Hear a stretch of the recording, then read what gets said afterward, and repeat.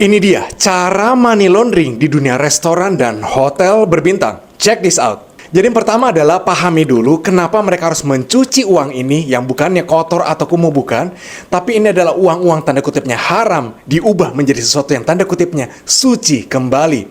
Jadi sah bisa digunakan sebagai satu aset yang diakui negara dan juga sudah membayar pajak. Jadi mereka ingin mencuci dan kebanyakannya adalah perusahaan yang melanggar hukum. Misalnya bandar narkoba kita tahu dari Meksiko, mungkin ada di Indonesia. Mereka mendapatkan banyak uang misalnya dalam bentuk cash. Nah ini harus dicuci supaya bisa digunakan secara legal di negara tertentu. Caranya adalah diinvestasikan ke dalam satu bisnis sehingga waktu keluar ini sudah bisa menjadi uang yang sah. Mereka bisa gunakan untuk investasi lain.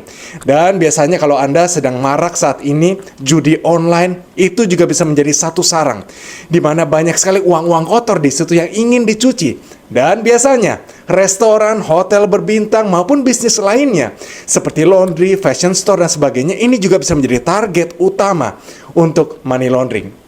Yang kedua adalah bagaimana caranya mereka melakukan money laundering itu. Sebenarnya simpel banget.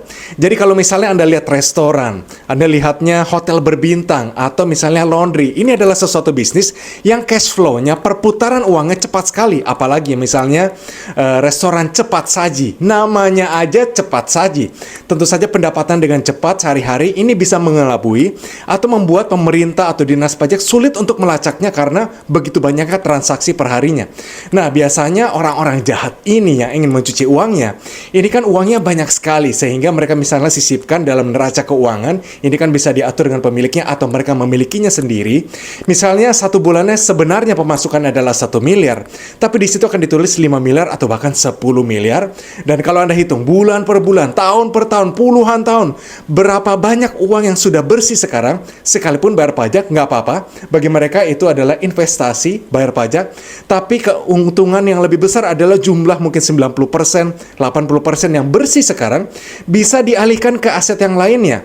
Jadi kalau Anda lihat, oh berarti ada satu bisnis yang mungkin ini cepat sekali maju, tapi ternyata tiba-tiba cepat sekali tutup. Nah bisa saja, mungkin tidak selalu.